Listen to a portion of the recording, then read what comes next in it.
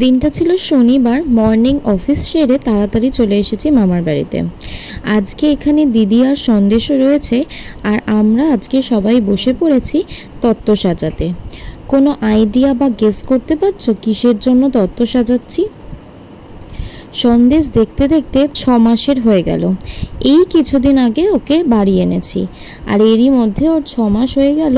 আর 6 মাস মানেই তো তোমরা জানো সন্দেশের এবার দুধু ছেড়ে ভাতু আর মাছু খাওয়ার সময় চলে এসেছে। রথযাত্রার দিন ছিল সন্দেশের অন্নপ্রাশন, আর তারই আগের স্যাটারডে আমরা সবাই বসে পড়েছিলাম তত্ত্ব সাজাতে।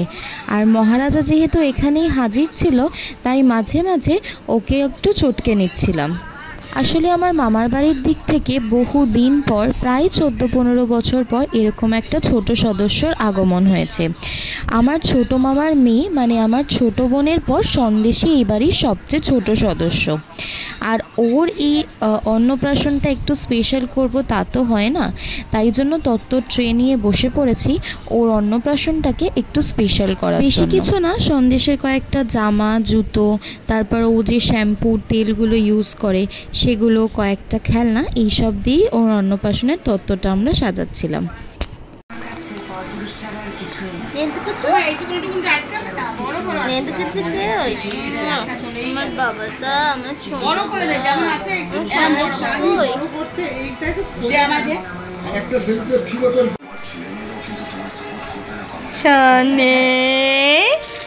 তুই কিসের ওপর বসেছ?